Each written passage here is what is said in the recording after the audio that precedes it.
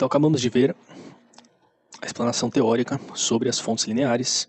Então eu já tratei sobre basicamente os três tipos, né? A fonte com tensão fixa, tensão variável e a fonte pré-regulada tira-estoura. Eu vou me aprofundar um pouco mais nesse último assunto. Então lá no caderno, né, na explicação que eu fiz teórica, eu tratei, né, eu falei sobre o SCR, que é o retificador controlado de silício. Porém, este é apenas um de vários tipos de tiristores que existem no mercado hoje em dia, né? Então aqui no Wikipedia, por exemplo, nós temos uma breve explanação.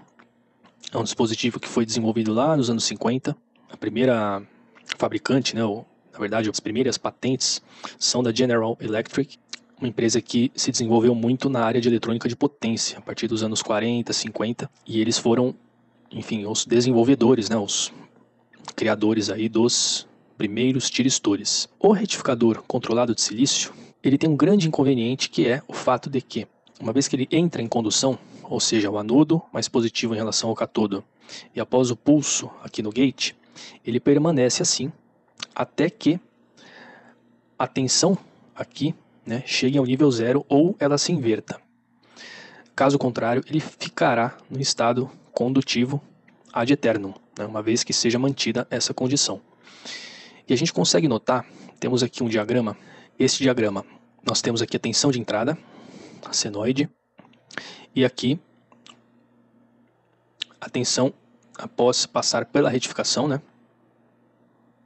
Aqui tem uma ponte retificadora, sendo que dois diodos são SCRs. A tensão retificada ela se transforma em senoide, dessenoide, né, para esta forma de onda, que é uma tensão DC pulsante. E aqui nós temos o funcionamento do tiristor, né, como ele conduz. Então, o estado de condução dele é essa parte preta. Então, durante esta parte preta aqui, ele está em condução. Durante a parte branca, ele não mais conduz. Para que ele conduza, né, para que ele seja disparado, por isso que a gente chama de disparo, né, ele precisa ter um pulso, basta apenas um estreito pulso aqui, né, por microsegundos, milimicrosegundos, para que ele entre em condução. E aí ele permanece até o final deste semiciclo.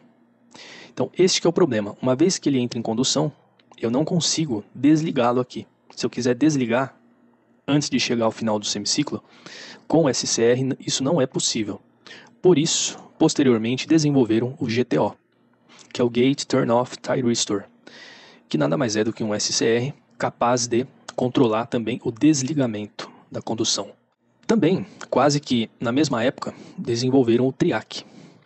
E o TRIAC, ele nada mais é do que a junção de dois tiristores, dois SCRs, em antiparalelo. Então eu tenho aqui dois tiristores, né, dois SCRs, ligados em antiparalelo, né, um em reverso ao outro, com os gates, com as portas ligadas entre si. Isto equivale ao TRIAC, que tem este símbolo. Então o TRIAC nada mais é do que a integração, né, eles integraram em uma pastilha só, de silício, dois SCRs. Basicamente foi isso que fizeram. E a vantagem do TRIAC, né, porque diferentemente do SCR, que conduz unidirecionalmente, ou seja, ele só trabalha com um semiciclo da senoide, né, o TRIAC eu consigo ambos semiciclos. Então isso que é o bacana, eu consigo chavear tanto a parte positiva quanto negativa, que é muito mais interessante, né, principalmente em controle de potência. Por isso que o TRIAC é muito mais utilizado para controle de potência, que eu aproveito os dois ciclos da senoide. E o DIAC, que nada mais é do que um TRIAC sem o terminal de gate. O DIAC é um diodo, né, ele serve única e exclusivamente para gerar uma tensão de disparo para o TRIAC. Então, frequentemente, se a gente vê os circuitos de dimmers, né, dimmers são aqueles circuitos eletrônicos utilizados para variar a luminosidade em lâmpadas, ou mesmo variar a potência em aquecedores, em chuveiros elétricos, motores. Nós temos lá sempre a presença de um TRIAC e um DIAC para fazer o disparo ali no gate do TRIAC. E aí, por meio de um circuito RC, né? Você tem lá um resistor variável e um capacitor. É possível a gente variar o ângulo em que esse diac irá disparar, portanto a gente consegue controlar o ângulo de condução e o tempo de condução dos dois semiciclos da senoide. Portanto, controlando o tempo de condução, controla-se a potência, que esse é o principal objetivo, né? Então essa é a forma, esses são os 4 tipos, né, mais comuns aí de retificadores de silício controlado, utilizados em controle de potência. O controle de potência em corrente alternada, ele não é uma coisa exclusivamente que apareceu, né, com o surgimento aqui da tecnologia de estado sólido. Ele já existia antes. E ele fazia uso das famosas, né, para quem é mais antigo, talvez saiba, as famosas válvulas Thyratrons, né, os tubos, né, as válvulas que são equivalentes, os equivalentes antigos, né, dos tiristores. Então, diferentemente dos tubos de vácuo, ou seja, das válvulas convencionais que se utiliza para amplificação e pré-amplificação, estes tipos de válvulas, eles possuem um gás dentro, né, e geralmente esse gás é à base de mercúrio. Então possui ali um mercúrio em estado quase sólido e gasoso. Então essa válvula ela é pré-aquecida, né? Aí o mercúrio ele se vaporiza e você tem ali dentro, né, sob baixa pressão, esse gás à base de mercúrio. Então ela não é um tubo de vácuo, né? Isso aqui não é usado para amplificação, somente para chaveamento de potência. E a função dela é justamente, tem até esse diagrama bem legal aqui, que mostra o controle de potência através do disparo, né? Tem esse pulso de disparo em azul, que ele é variado. Aqui, ele tem o seu ângulo de condução variado, né? E, consequentemente, isso daqui é a parte da senoide que a válvula deixa passar, ou seja, é a quantidade de potência que a válvula deixa passar por ela, né?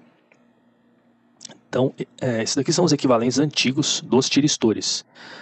Eram muito utilizados quando se precisava aí de controle de potência mesmo, de uma forma eletrônica, porque é possível fazer isso também de formas eletromecânicas, enfim, de métodos mais rudimentares, porém, a grande questão é a eficiência, né? Por meios eletrônicos você consegue um disparo mais preciso, um controle mais preciso e uma eficiência maior, né?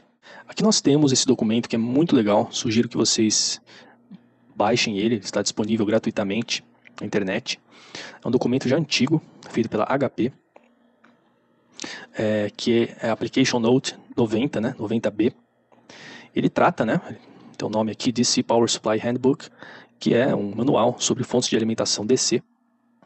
Ele trata justamente de todos os tipos existentes aí de fontes de alimentação DC. Inclusive acho que ele fala de fontes chaveadas também, mas aqui o nosso foco são as fontes com os pré-reguladores.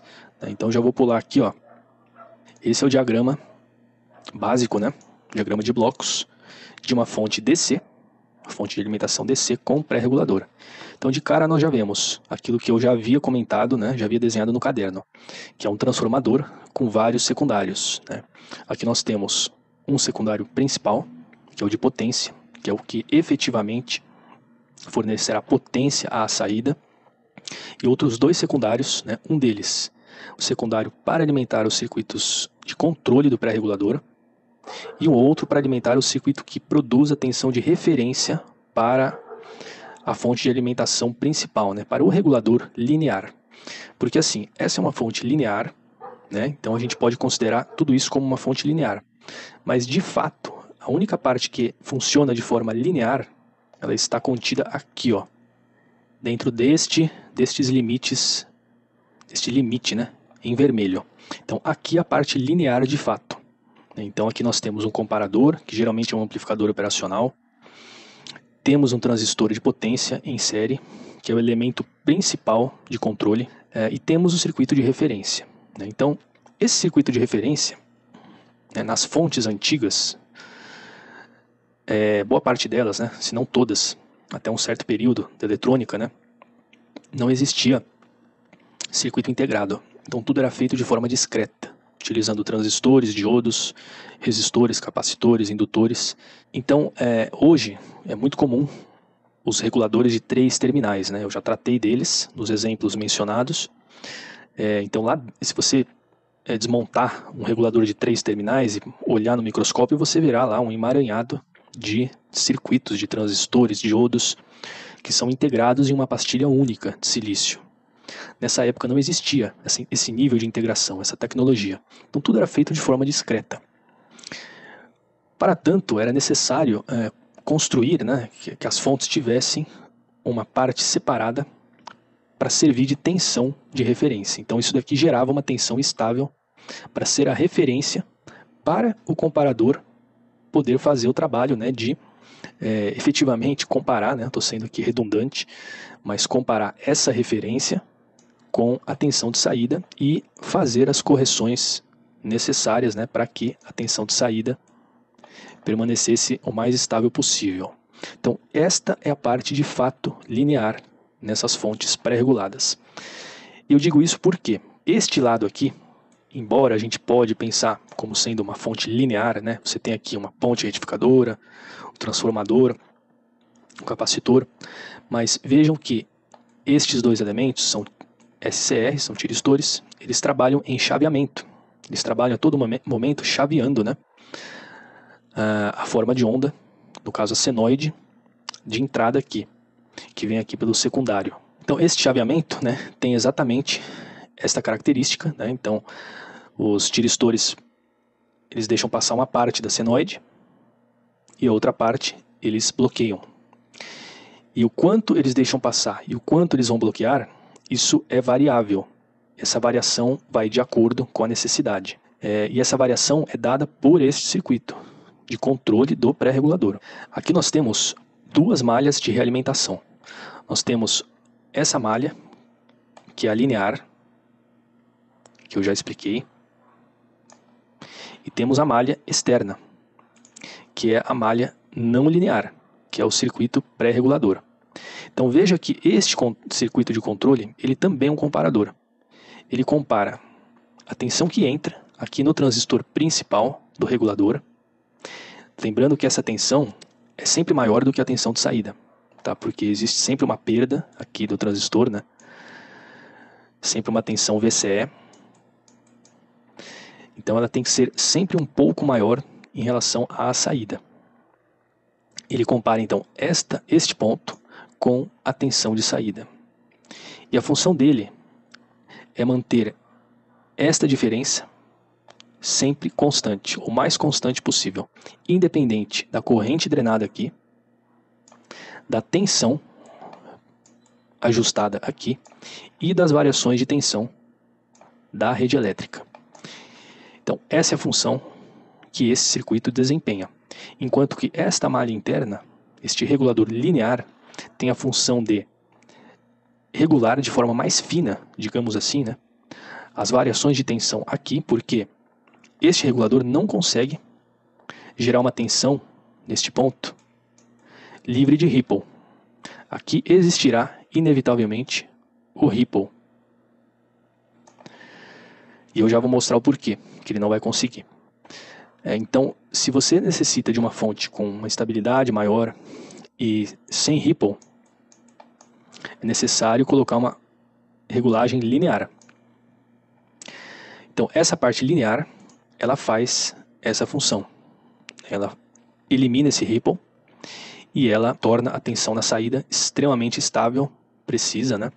Então, a função desse pré-regulador é manter sempre essa tensão constante entre a entrada do transistor principal e a saída da fonte, justamente para limitar a potência dissipada aqui neste elemento. Então, tornando a fonte o mais eficiente possível. Então, tudo isso nós vimos já ali no caderno, né, que eu mostrei, fiz até algumas contas, e vocês viram que é uma vantagem muito grande utilizar esse esquema de pré-regulador justamente para aliviar a quantidade de calor dissipado aqui. Agora, existem também fontes que possuem somente, são fontes DC, que possuem somente a parte do pré-regulador. Então há casos em que não há necessidade de tanta precisão e baixo ripple também na saída das fontes. Quando você, por exemplo, precisa de fontes para trabalhar com grandes potências, em aplicações menos críticas, né? Então fontes que precisam aí de alta tensão, 300, 400, 500 volts DC e altas correntes. Muitas vezes você não precisa de uma tensão tão livre de ripple, né? Tão estável assim. Você consegue recorrer a este tipo de circuito aqui, ó. Então veja uma fonte, a sua parte do pré-regulador e um circuito de referência.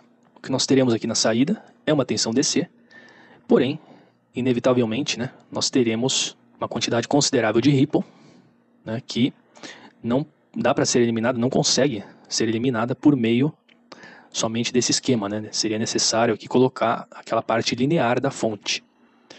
E por que esse ripple não consegue ser corrigido pelos tiristores? Porque justamente esse tipo de sistema de controle tiristorizado, ele não é um controle linear. Aqui nós podemos ver o porquê disso. Nesse gráfico nós temos a parte mais espessa, né? Essa linha mais espessa é a tensão de saída dessa fonte. E a linha mais fina é a variação da tensão de referência. Se fosse uma fonte convencional, linear, nós teríamos as duas linhas, uma acompanhando a outra, algo desse tipo, acompanhando perfeitamente, né, a forma de onda da linha vermelha. Aqui fica difícil desenhar, né, com o mouse, mas acho que deu para ter uma ideia do que eu estou falando, né. Veja que isso não ocorre neste caso, né. O que nós temos aqui é uma diferença bem grande da parte de referência, né, da variação da tensão da referência e da variação da tensão na saída. A tensão da saída, inclusive, aparecem aqui artefatos, né? Essas dentes de serra são artefatos indesejados na saída. Então veja que aqui, neste exemplo, esses artefatos eles são mais visíveis, né, durante a subida de tensão, né, durante o aumento da tensão de referência. E quando a tensão de referência está com a inclinação aqui negativa, né, ou seja, ela cai, nós temos apenas uma linha reta desta forma. E o ciclo se repete, ó. Então isso acontece pelo seguinte, né? Veja que o tiristor, o SCR, uma vez que ele entra em condução, ele não consegue mais se desligar. Então nós vimos aqui, neste exemplo, ó, nós temos a senoide, certo? Isso é o que entra aqui na ponte de retificadora. E após a retificação, ela se torna algo desse tipo. Aqui nós temos, deste ponto aqui até aqui, nós temos um ciclo completo. Então, período de 1/60, né, para rede elétrica de 60 Hz. Né? Então, isso dá em torno de 16,7 milissegundos, né, daqui até aqui. O semiciclo, então, é metade disso, 8,33 milissegundos. Então, existe uma janela de tempo em que o tiristor consegue trabalhar, que é de 8,33 segundos para cada semiciclo.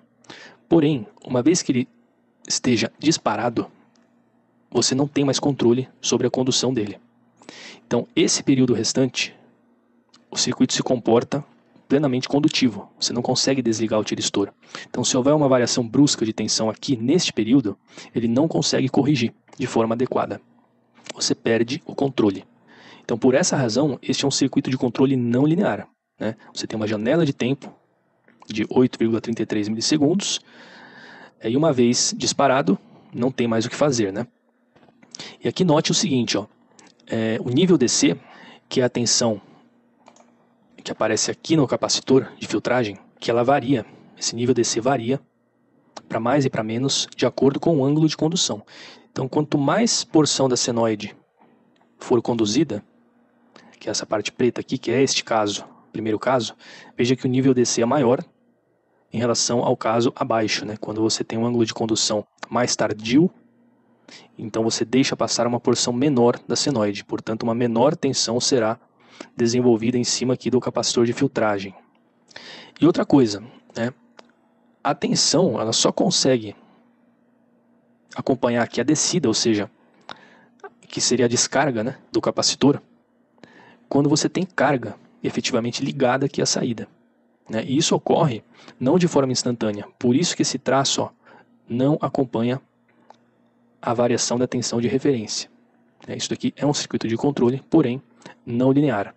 Ele não consegue um controle totalmente efetivo em relação à referência, às variações de tensão, né, ocasionadas aí tanto pela rede elétrica ou as variações da tensão de referência. Até aqui no artigo, o escritor menciona que o circuito se comporta muito mais como uma fonte chaveada do que um circuito linear. E de fato, é uma espécie de uma fonte chaveada. Isso aqui é um esquema de uma fonte chaveada, porém, operando a baixíssimas frequências, né? No caso, a frequência da rede.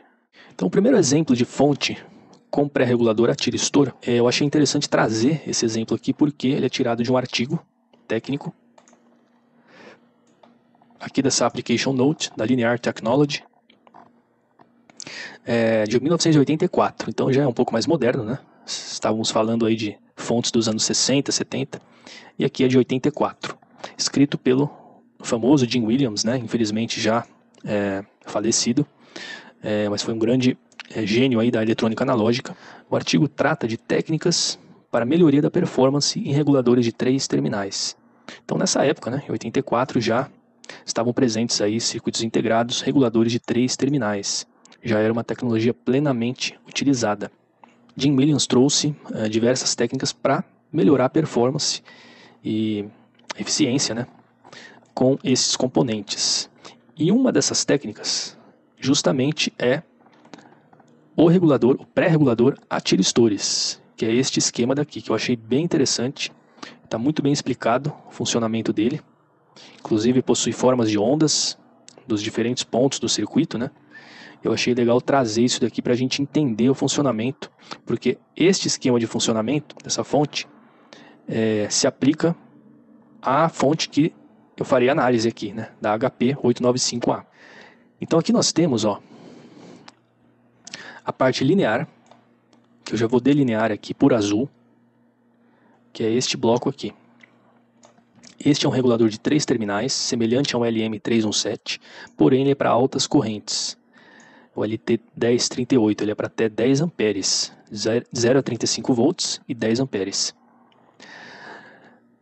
Todo o restante refere-se, né, todo o restante do circuito refere-se à parte do pré-regulador a tiristor. Eu já vou explicar o funcionamento. Mas aqui, ó, um regulador de 3 terminais, típico, né? Nós temos aqui o pino de entrada, o pino de saída e o pino geralmente chamado de ADJ, Adjust. Aqui nesse pino existe uma tensão constante de referência, que é sempre aproximadamente 1.2 volts. Então essa fonte, se não houvesse essa parte aqui do circuito, e no lugar aqui tivesse ligação alterra, que é como a maioria das pessoas utilizam, né? Você tem esse resistor, divisor resistivo, esse segundo aqui que é um potenciômetro, indo para o terra. Essa fonte não conseguiria chegar até 0 volts. Então toda essa parte de circuito que nós vemos aqui é para que a fonte chegue em 0 volts. E aqui cabe uma coisa, né? Estamos vendo, ó, tensão de menos 15, mais 15 volts, mais 15, menos 15. Da onde vem isso? Aqui nós vemos somente o transformador principal de potência, que fornece, né, a potência, a tensão principal ali para o regulador de potência. Mas temos também, não está desenhado, mas temos aqui obrigatoriamente uma fonte auxiliar, o transformador auxiliar, primário, secundário, aqui é uma ponte retificadora, e aqui a saída de mais 15 e menos 15 volts, para alimentar todos esses circuitos auxiliares, esses comparadores, C1, C2, este amplificador operacional, A1, e esta porção do circuito. Isso daqui o que é? Aqui nós temos um Zener de precisão, LT1004 é um Zener de precisão, de 1.2 volts. Aqui nós estamos entrando com menos 15 volts. Este é um resistor limitador de corrente, de forma que aqui neste ponto nós tenhamos menos 1.2 volts. Então quando esse potenciômetro estiver totalmente zerado aqui, nós teremos um curto deste ponto até aqui, certo? Ou seja, esses menos 1.2 volts cancelam o mais 1.2 volts presentes aqui no terminal ADJ. do regulador de 3 terminais. Por conta disso, a fonte consegue chegar em 0 volts. Então todo esse circuito é para que a fonte efetivamente parta de 0 até a tensão máxima. Caso contrário, a tensão mínima dela seria de 1.2 volts. É o que acontece também com LM317. Agora, outro detalhe muito importante é essa tensão VZ. Veja que ela aparece aqui e aqui também. Ou seja, é a mesma tensão. Aqui nós temos, este A1 é um comparador. Isso aqui é um amplificador operacional, LM301, um operacional convencional, né? Ele está comparando a tensão de saída da fonte com este ponto daqui, ó.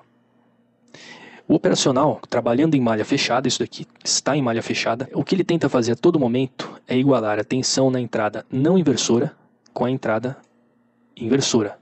Então o operacional faz isso. Ele gera uma tensão de erro na saída, de forma a atuar nos circuitos aqui, para que a tensão na entrada não inversora se iguale à da entrada inversora. Então veja, imagina que nós temos aqui 35 volts neste ponto, portanto 35 aqui também, né? Aí nós temos aqui esse divisor resistivo, que é justamente para limitar, né, a tensão máxima de entrada aqui no operacional. Esses operacionais não conseguem trabalhar com tensões acima e abaixo das tensões de alimentação. Então não daria para colocar 35 volts aqui. Simplesmente queimaríamos a entrada do componente, né, do integrado. Então para isso é que nós temos esse divisor resistivo. Então 35 volts, após esse divisor resistivo, ele se transforma em aproximadamente 14 volts aqui. O que o operacional vai tentar fazer é atuar em todo o resto, de forma que nós tenhamos 14 volts aqui. Suponhamos que ele teve sucesso em fazer isso, e de fato nós conseguimos 14 volts aqui. Então se nós temos 14 aqui, aqui é o mesmo divisor resistivo comparado a este. Então, obviamente, teremos aqui nesta seta 35 volts. Neste ponto. Agora vejamos. 35 volts aqui. Nós temos dois Zeners de precisão. O LT1004 1.2, que é o de 1.2 volts, semelhante a este, idêntico, né? E o LT1004 2.5, que é de 2.5 volts. A soma disso dá 3.7 volts. Para termos 35 aqui, nós temos que ter 35 mais 3.7 volts neste ponto. Isso nos dá 38.7 volts. Esta é a tensão de entrada no regulador de 3 terminais quando a minha saída está programada para 35 volts. Essa diferença é justamente o nosso VZ de 3.7 volts. Então este circuito todo atua de forma a manter essa diferença sempre idêntica ao VZ, sempre em 3.7 volts. Por que esse valor? Os reguladores de 3 terminais, boa parte deles, né, o LM317, esse daqui não é diferente, eles precisam de uma tensão mínima de 3 volts de diferença entre a entrada e a saída, para que eles consigam manter, né, uma boa regulagem, baixo ripple, enfim, baixo ruído, para que eles possam atuar de forma adequada. Então esse 0.7 volts a mais é uma margem de segurança que o projetista colocou aqui, justamente para que tenha aí uma folga.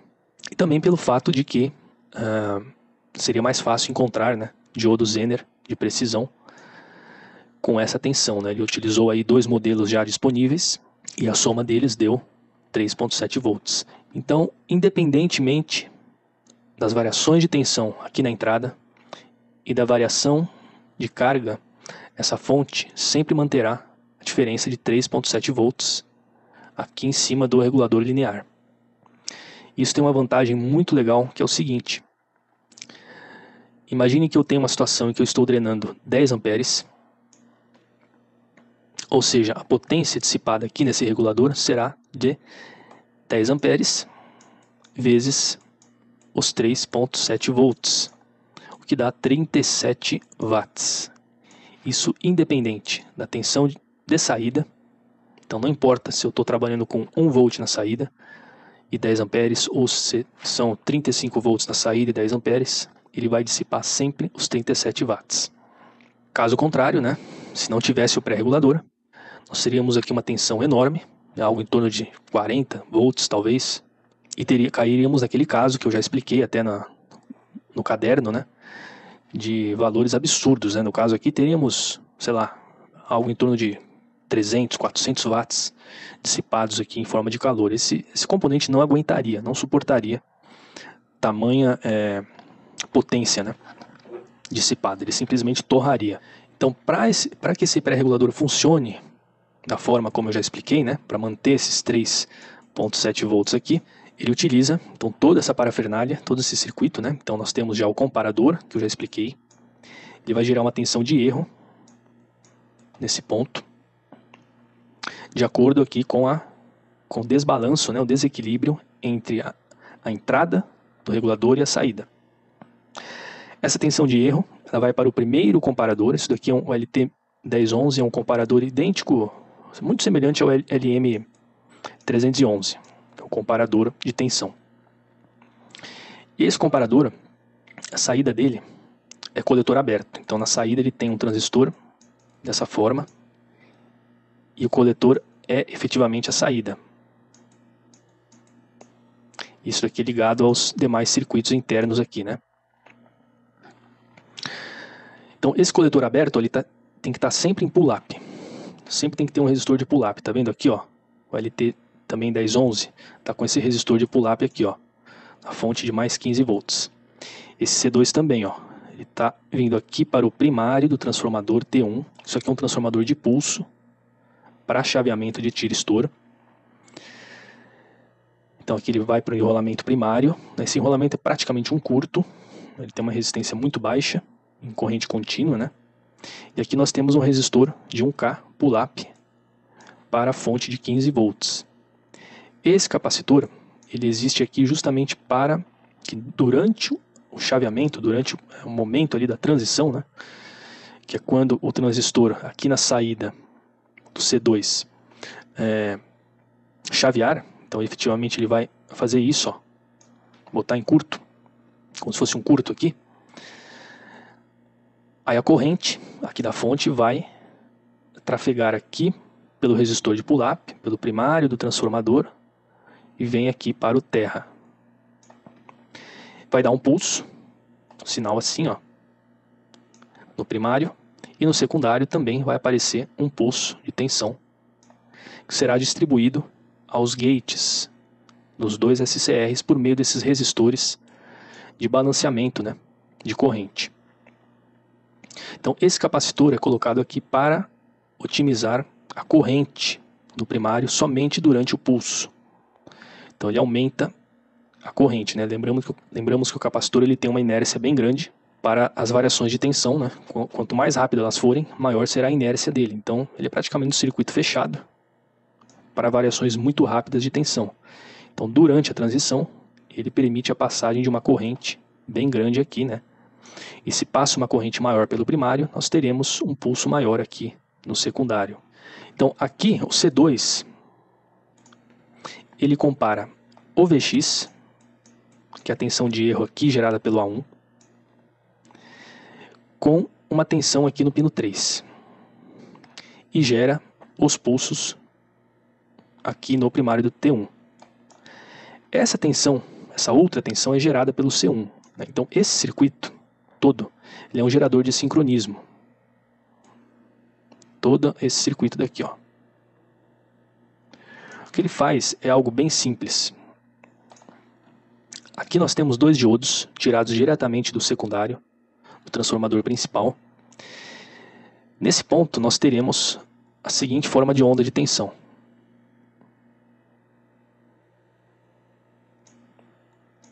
Com este período aqui equivalente a 8,5 0,33 milissegundos. Aqui é um divisor resistivo para atenuar essa tensão, né? Para não queimar aqui a entrada do C1. Mas esse sinal é o mesmo aqui também, ó, no pino 2 do C1. O C1 também é um comparador. Ele vai comparar esta forma de onda com o que tem aqui, ó, no pino 3. E o que tem aqui é o seguinte: nós temos 15 volts aplicados a esse resistor limitador de corrente e um diodo. Ou seja, aqui nós temos 0,7 volts DC neste ponto. Ou seja, enquanto a forma de onda estiver abaixo de 0,7 volts, aqui no pino 2, na entrada não inversora, o comparador está em estado low, o que significa que a saída está aberta. O coletor aqui está aberto. Não passa corrente para cá. Portanto, o capacitor se carrega com a tensão da fonte. Tem um resistor de pull-up de 200K. A corrente quase que integralmente vai para o capacitor, né? Não há queda de tensão aqui, por quê? As entradas dos comparadores são de altíssima impedância. Então isso daqui praticamente não drena corrente aqui, né? É como se fosse circuito aberto. Então nós teremos aqui o capacitor com 15 volts DC. Quando a forma de onda subir mais um pouco e ultrapassar o patamar de 0,7 volts, 0,7 volts, o comparador muda de estado. E aí o transistor na saída se fecha, descarregando o capacitor. E aí nós teremos a tensão aqui de algo em torno de 0 volts DC. Então a forma de onda que entra aqui no pino 3, e portanto que sai aqui do pino 7 do C1, né, mas que entra aqui no pino 3 do C2, é algo desse tipo, ó. Carga do capacitor, descarga abrupta, rápida, né? Carga, descarga rápida. E assim sucessivamente. Esse espaçamento de 8,33 milissegundos. Então o C2 compara Vx, que é uma tensão DC, com esta forma de onda. E é a mesma coisa. Se Vx ultrapassar um patamar aqui, digamos que Vx é 5 volts, por exemplo. Se Vx estiver abaixo, né, de 5 volts, da porção aqui do dente de serra, abaixo de 5 volts, este comparador não irá conduzir corrente aqui pelo primário de T1. A partir do momento que a dente de serra ultrapassa aqui o patamar de Dx, nós teremos a condução de corrente aqui por T1, portanto teremos a produção de um pulso aqui no primário, né, e no secundário. Esse pulso irá disparar o gate aqui dos dois SCRs, fazendo-os conduzir. Devemos lembrar, ó, que aqui nós temos este SCR se encarregando pela parte positiva do semiciclo e este pela parte negativa. Então, se este pulso ocorrer durante a parte positiva, é este quem vai conduzir corrente até o capacitor. Caso contrário, se nós tivermos o pulso ocorrendo durante a parte negativa, é este SCR que irá então fazer a condução da corrente. Então a variação do Vx causa a variação do ângulo de disparo dos tiristores. E esse ângulo ele é variado de forma a manter essa tensão Vz sempre constante. Então é assim que funciona todo esse esquema, né, do pré-regulador. Então essa é uma forma bem elegante de optimizar, né, a eficiência aqui da fonte. No caso aqui é um reguladorzinho de 3 terminais. Então você aproveita o máximo dele. Você consegue trabalhar com altas correntes, mesmo em baixas tensões, e mantendo uma dissipação aceitável, né, de 37 watts, o que é muito bom, né? O restante aqui do dos circuitos, né? Nós temos aqui o capacitor principal de filtragem, né? Veja que é um valor enorme, ó, 10.000 microfarads. Aí nós temos um indutor de 1 mH. Esse indutor é colocado aqui para limitar a corrente durante a carga do capacitor, de forma a não estressar, né? Não drenar muita corrente aqui por meio dos tiristores. Nós temos esse diodo colocado aqui em condução reversa, justamente para que, quando os tiristores deixam de conduzir, o que acontece, né? O indutor, no momento que ele está conduzindo corrente nesse sentido, né? A partir do momento que cessa a fonte de corrente aqui, é como se eu abrisse esse ponto, né? A tendência dele é fazer o quê? É gerar uma corrente contrária. A corrente inverte de sentido. Quando cessa a condução dos SCRs, essa corrente enorme, né? Por exemplo, se estivermos drenando 10 amperes aqui, nós teremos I igual a 10 amperes. Cessou a condução aqui, como se eu abrisse o circuito neste ponto, né? Ou melhor, neste ponto aqui, né? E aí essa corrente tem que ir para algum lugar. Então coloca-se esse diodo justamente para que ela se dissipe desta forma, não ocasionando danos às outras partes do circuito, né? Então este é o circuito explicado, né? Eu acho que já deu para entender bem aí o funcionamento, né? Então o segundo exemplo é de uma fonte da HP. Na verdade é uma linha, né, de fontes, ó, que começa com 6256B e vai até o modelo 6274, mas elas têm basicamente a mesma topologia de circuitos.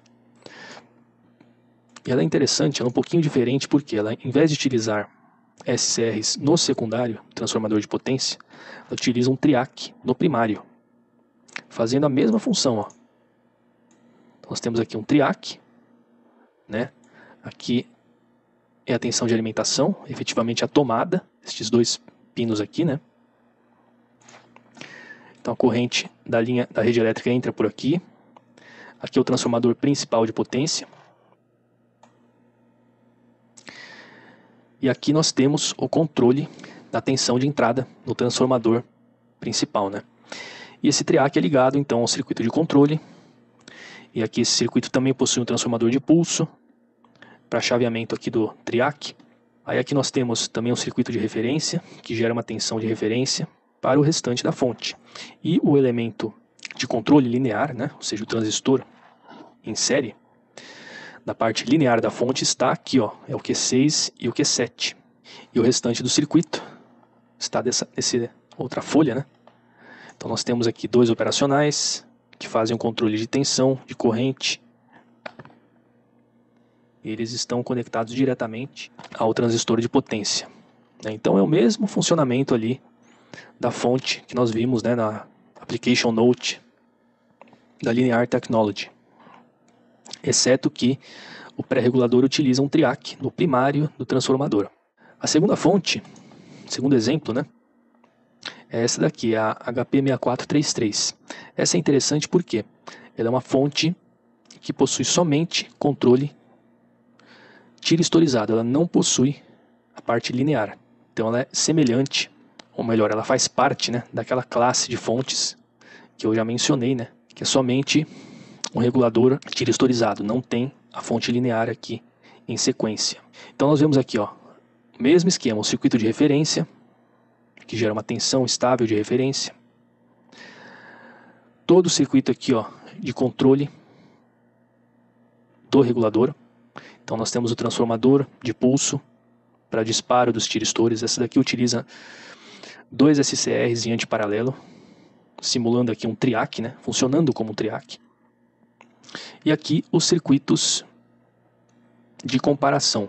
Então eles comparam, né, a tensão de saída e a corrente de saída e geram uma tensão de erro para ajustar o ângulo de condução dos dois tiristores de forma a manter a tensão aqui na saída sempre constante, o máximo possível, né? Então o grande problema dessas fontes eu já mencionei, né? O ripple de saída será maior, né? Não tem como essa fonte aqui conseguir um ajuste fino, uma precisão da saída, né? E veja que ela utiliza uma quantidade absurda aqui de elementos de filtragem, ó.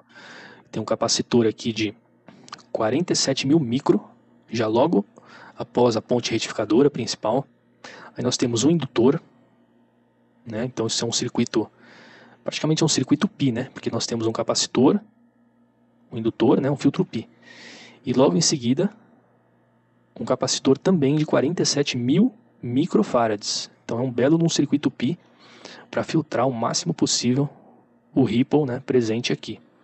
E mesmo assim, se nós vermos aqui, ó, se a gente olhar aqui as especificações, o ripple dela em torno de 32 mV RMS. Vamos ver agora da outra fonte que utiliza pré-regulador e regulador linear. Então olha aqui, ó, o ripple em torno de 200 microvolts RMS. Então, algumas ordens, né, de grandeza a menos em relação à fonte somente com controle tiristorizado. Aí eu tenho um outro exemplo aqui também da HP. As fontes da HP são bem legais, né, os manuais são legais porque eles são completos, né? Eles nos dão aí bastante informações para a gente aprender também. Essa é a HP 6286. Então essa é uma fonte com pré-regulador tiristorizado, e aqui utilizando tiristores no secundário do transformador de potência. Tá vendo? É uma ponte retificadora com 2 SCRs aqui. E com regulador em série, linear. Então essa fonte aqui utiliza o melhor dos dois mundos, né? Preza pela eficiência, baixa dissipação e ao mesmo tempo produz aí em sua saída uma tensão extremamente estável e precisa, né? Livre de ripple. Veja, uma fonte pequena, tá vendo? Dimensões pequenas. Então essa é a vantagem, né? Você não precisa de grandes dissipadores de calor, né? Essa daqui, por exemplo, é uma fonte de 20 amperes, 20 volts e 10 amperes. Se fosse uma fonte 100% linear, sem pré-regulador, isso aqui teria que ser umas 2 ou 3 vezes maior, para ter ali um belo de um dissipador na parte de trás, né? Ou talvez até ventoinhas, para conseguir drenar a quantidade de calor gerada, né? E o ripple dela, baixíssimo também, ó, em torno de 500 microvolts RMS. Então é uma fonte extremamente precisa, né? Então estes foram os exemplos que eu quis mostrar aqui, para que a gente possa entender melhor a fonte que nós iremos analisar em mais detalhes, né, que é a HP895A. E também para a gente entender um pouco da Metronics 419, né, que infelizmente eu não consegui o esquema dela, então ficaremos aí no campo especulativo, né, de como ela funciona, mas ela é algo semelhante a esta fonte daqui, ó, 6286A, né, porque ela possui visivelmente, né, todos os elementos que temos aqui, né? Então tem um circuito de referência, tem 2 transistores reguladores em série, tem o circuito de disparo dos tiristores, os comparadores, ela utiliza tiristores no secundário, do transformador principal. Então, basicamente, a Metronics é aproximadamente uma cópia disso, né? Algumas características adicionais sobre os reguladores tiristorizados que valem a pena serem mencionadas, né? Dizem respeito aí à questão do fator de potência. Então, assim, a corrente drenada por esses tipos de fontes é extremamente pulsante, ao invés de ser uma corrente senoidal. Isso é particularmente complicado, né? Se você deseja manter a qualidade da energia do local, né? Seja numa fábrica ou na sua residência, né? Na oficina. Porque muitas vezes esses pulsos de corrente eles causam os afundamentos de tensão, né? Sobretudo nos picos da senoide. Então é comum que no local em que essas fontes são instaladas, né, que ocorra aí uma deformação da onda senoidal que alimenta a rede elétrica. Esse efeito que eu mencionei, né, das fontes tiristorizadas na rede elétrica também é válido para as fontes DC convencionais. Então eu quis trazer essa simulação aqui apenas para esclarecer melhor, né, o que acontece. Aqui nós temos uma fonte DC convencional, aqui em vermelho a parte da rede elétrica. Eu tentei simular de uma forma bem grosseira uma rede elétrica, né, não ideal. Então tem ali os elementos, né, tem um elemento gerador, a própria indutância da rede e a resistência dos cabos. E aqui nós temos conectado então 2 tipos de carga, né, 3 na verdade. Nós temos 2 cargas aqui que eu simulei como lâmpadas, aqui no software, e a fonte DC. Também está ligado a essa rede um osciloscópio para que a gente monitore a forma de onda aqui da tensão. Eu escolhi uma fonte de tensão convencional, né, DC, simplesmente pelo fato de que uma fonte tiristorizada aqui no software é um circuito muito complexo, ele simplesmente travaria. Eu tentei fazer funcionar vários modelos, mas o software não aceita. Mas o princípio é o mesmo que uma fonte tiristorizada. Lógico que nas fontes tiristorizadas é até pior, porque você tem em muitos casos, né, um tempo de condução ali extremamente estreito e você tem ali um pico de corrente muito alto, que é para carregar o capacitor, né? Quando isso acontece? Quando a fonte está no menor nível de tensão de saída e com a carga máxima. Então, em primeiro lugar, vamos simular com a fonte sem a carga ligada. Então nós vemos que a forma de onda é uma perfeita senoide, né? Praticamente não há corrente passando aqui no transformador, apenas um valor residual. E as lâmpadas piscando aqui, indicando que elas estão acesas. Aqui nós temos 118 volts RMS da linha e 334 volts de pico. Agora ligando a carga, vemos que ela drena aí 32 amperes, a tensão aqui aproximadamente é de 9 volts DC. E do primário aqui do transformador ela drena em torno de 6 amperes RMS. Mas lembrem-se que esse valor é o valor eficaz, o valor de pico chega a ser de 3 a 4 vezes isso daqui. Então provavelmente deve ter aqui nos picos, né, em que ocorre a carga aqui do capacitor, uma corrente aí de 15 até 20 amperes exatamente durante o período de carga. E olha só o que aconteceu com a forma de onda. Ocorreu o achatamento dos picos. Isso daqui é um efeito, né, que na literatura é descrito como flat topping, né, que é justamente o achatamento aí do topo, né, dos picos. E a tensão, obviamente, né, caiu um pouco. A tensão RMS, né, e também a tensão de pico. Essa distorção da forma de onda já está introduzindo harmônicos indesejados ao sistema elétrico. Então, alguns equipamentos, né, principalmente os mais sensíveis, né, aqueles que têm margens de tolerância menores, né, em relação à quantidade de harmônicos na rede, a tensão, eles podem não funcionar de forma correta. Eu sugiro, quem tiver um osciloscópio em casa, que faça um teste. Experimente conectar a entrada aí do osciloscópio à rede elétrica, né? Obviamente não faça como está descrito aqui, né? Aqui é um simulador, então eu posso muito bem ligar o terra do osciloscópio à rede. Mas se você fizer isso na vida real, você vai colocar um curto do terra, né? Porque esse pino de terra aqui do osciloscópio está ligado ao terra ali, na tomada dele. Você vai pôr um curto no osciloscópio à rede elétrica. Então faça isso, né? Faça essa conexão por meio ou de um transformador isolador, pequenininho, né? De repente aí de 110 para 12 volts, ou então, que é o ideal, né, usar uma ponta de prova diferencial. E veja, observe aí na sua região, na sua cidade, como é a forma de onda da tensão que chega até sua casa. Você certamente verá algo desse tipo. Raramente existe hoje no mundo, né, locais em que não temos esse flat topping aqui, esses topos achatados. E por que isso? Porque nós temos hoje um mundo inundado aí com cargas dos mais variados tipos, dentre eles fontes DC. Elas estão em quase tudo, né? Desde carregadores de celular, computadores, até mesmo inversores de ar-condicionado, de refrigeração, inversores para acionamento de motores também, ou seja, tem uma infinidade de equipamentos, né? Muitos deles são fontes, né? Na maioria dos casos, fontes DC. E esse é o efeito que eles provocam então nas redes elétricas. A forma de resolver isso é utilizando circuitos com correção de fator de potência. Mas esse é um assunto para um próximo vídeo, né? Quem sabe até uma série de vídeos, pois é extremamente extenso. E outra coisa é a questão do ruído, né? Isso é uma coisa bem característica dessas fontes, né? Quem já utilizou, já trabalhou com algo desse tipo, sabe do que eu estou falando, né? Elas são fontes que fazem um ruído considerável.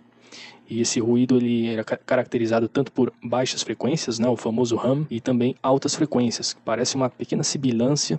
Então esse ruído ele é muitas vezes inevitável, né, e ele é causado justamente pela forma de chaveamento, como é feita pelos tiristores, né? Os tiristores eles trabalham com chaveamento da frente de onda aqui, né? Leading edge. Então, basicamente, né, aqui nós temos a forma de onda que representa o pulso de corrente de quando o tiristor é chaveado, ou seja, quando ele é ligado, né?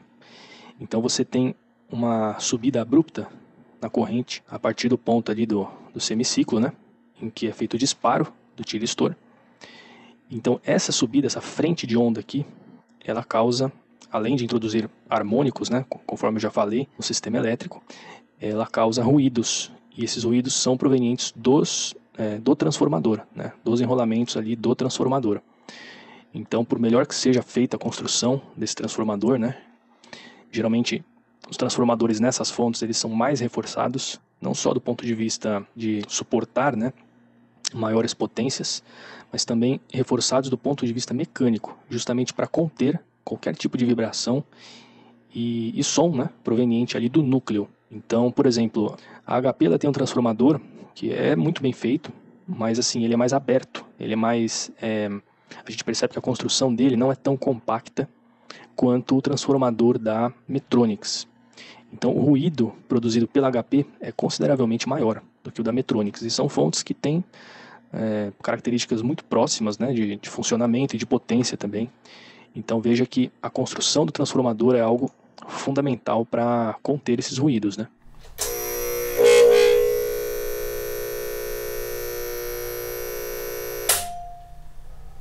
E outra coisa é a questão dos efeitos do chaveamento dos tiristores, né, na rede elétrica com relação à geração de interferências por radiofrequência.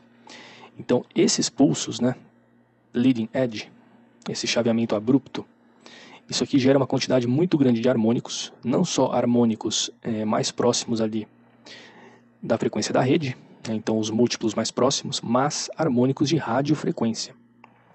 Isso é particularmente mais notável nas fontes em que utilizam os tiristores no primário do transformador, que é este caso daqui, né?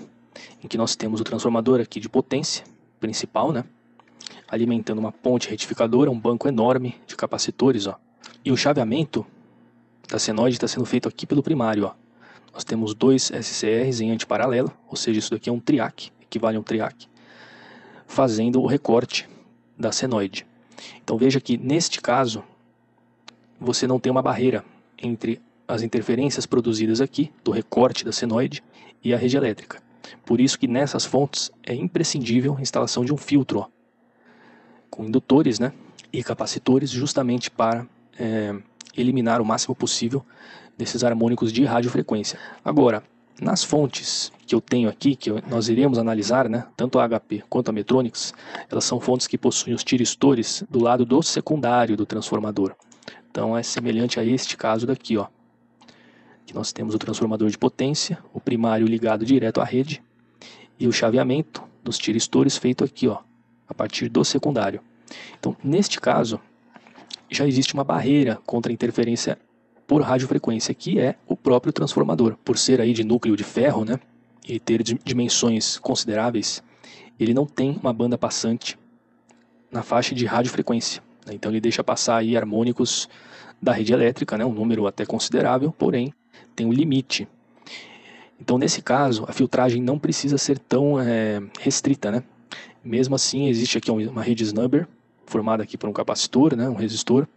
O transformador, ele, nessas fontes, geralmente possui uma blindagem eletrostática, que é atrelada aqui em algum ponto do circuito para neutralizar ainda mais, né, essas interferências. E é claro, o núcleo deles sempre deve estar devidamente aterrado, para neutralizar então qualquer passagem, né, qualquer possibilidade de acoplamento capacitivo de sinais de radiofrequência do secundário para o primário.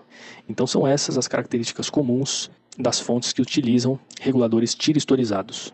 Uma das primeiras técnicas que foi utilizada para redução da dissipação nos elementos reguladores, sejam eles válvulas ou transistores, né, está descrita aqui nesse livro, de fontes de alimentação reguladas, que é um livro um pouco difícil de encontrar, mas eu recomendo, né, quem quiser se aprofundar no assunto, que é justamente o controle de dissipação por meio de um autotransformador, né, no caso aqui um variac. Então a ideia é bem simples, você tem a inserção de um variac, ou aqui no primário do transformador principal, ou aqui no secundário, conforme esse diagrama, né?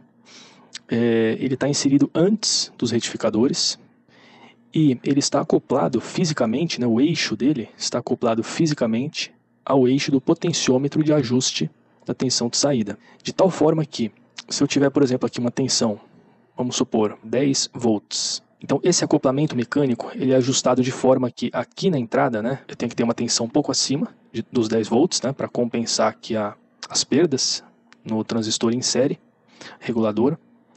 Então o variac ele vai estar ajustado de forma a dar uma tensão, por exemplo, aqui de, vamos chutar um número de 13 volts, aproximadamente, 13, 14 volts. Então eu vou ter sempre aqui uma queda, né, um dropout, em torno aí de 3 a 4 volts.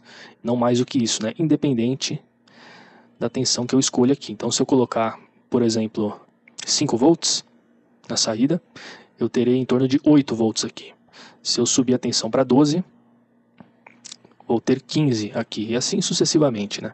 Então isso limita, de certa forma, a dissipação aqui no transistor. No esquema anterior, aqui é em malha aberta, ou seja, esse potenciômetro ele é um ajuste fixo e ele não compensa as variações da rede elétrica e da carga. Ou seja, a tensão aqui que chega até os retificadores, ela não é compensada se houver perdas, né, por conta da carga ou flutuações devido aqui às variações da rede elétrica. E o mesmo ocorre aqui, ó. Isso daqui é um pré-regulador, porém não é em malha fechada, como os pré-reguladores que eu vou explicar mais à frente. Esse daqui faz uso de um SCR, ó, que controla o primário aqui desse transformador. E o potenciômetro de ajuste aqui do tiristor, esse potenciômetro, por meio desse circuito, ele controla o ângulo de disparo do tiristor aqui. Controlando o ângulo, eu consigo deixar passar uma maior porção ou menor porção da senoide de entrada, né, que vem da rede elétrica. Veja que ele está acoplado, então, esse controle aqui, mecanicamente, a este outro potenciômetro que ajusta a tensão de saída. E é um sistema em malha aberta, porque isso daqui é um ajuste fixo. Tá? Eu programo ali, por exemplo, eu quero 10 volts na saída, e o potenciômetro ele não vai se mexer, obviamente, né? Então, se houver uma queda de tensão aqui na rede, haverá também uma queda de tensão aqui no primário. Esse circuito ele não compensa essas quedas. E aqui a mesma ideia, aqui de cima, utilizando um triac. Mesmo antes da existência aí dos semicondutores, né?